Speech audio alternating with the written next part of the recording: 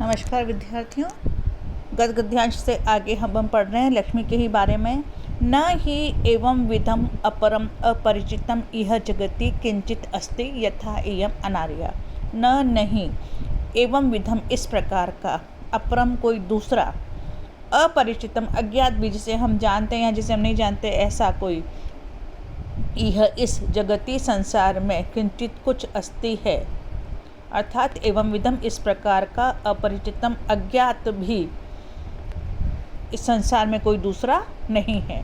यथा इयम अनार्या, जितनी यह अनार्या है, अनार्या यानी श्रेष्ठ आचरणों से रहित है।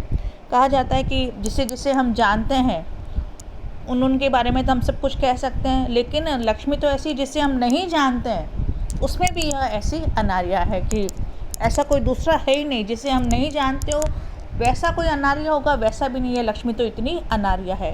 क्यों? क्योंकि लब्धा अपि खलु दुखे न परिपाल्यते। लब्धा अपि, अगर इसे प्राप्त कर लिया जाए तो भी यह दुखपूर्वक बड़ी कठिनाई से परिपाल्यते रक्षित की जाती है, अर्थात धन को बहुत अधिक कठिनाई से संभाल के रखा जाता है।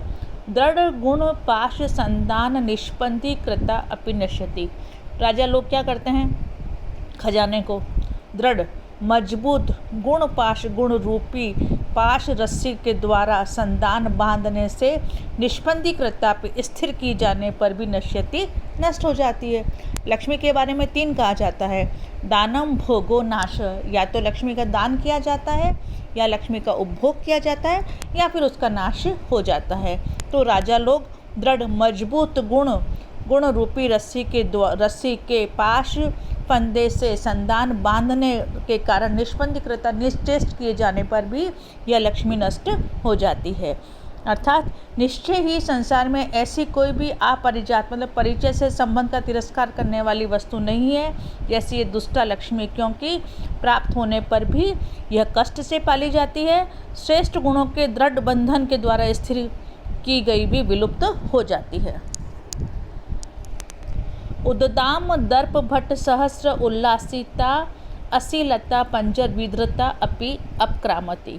उद्दाम अदम्य, दर्प गर्व वाले, भट्ट सैनिकों, सहस्र हजारों के द्वारा उल्लासिता चमकाई गई असी तलवार रूपी लताओं के पंजर पिंजरे में विधृता रखी जाने पर भी।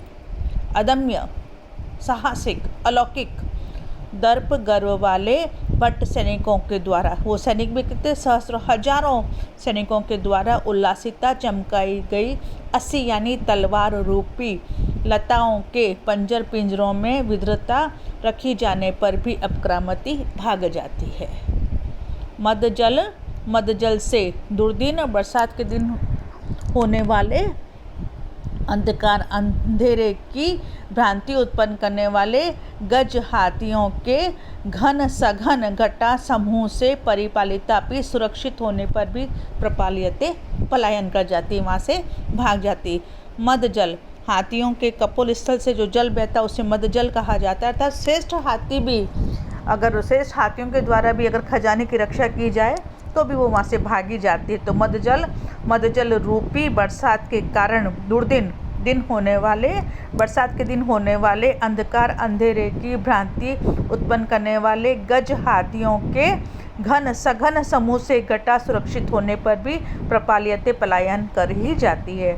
अर्थात हजारों स्वाभिमानी रणबांकुर योद्धाओं द्वारा उठाई गई खड़ग रूपी लताओं के पिंजरे में पकड़ कर रखी गई भी यह भाग निकलती है। कितने ही सैनिक इसकी रक्षा करे, लेकिन यह तो चली ही वहाँ से जाती है, वहाँ से किसी दूसरे राजा के पास चली जाती है।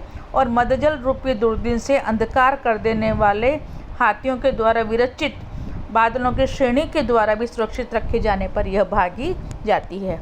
इति शम।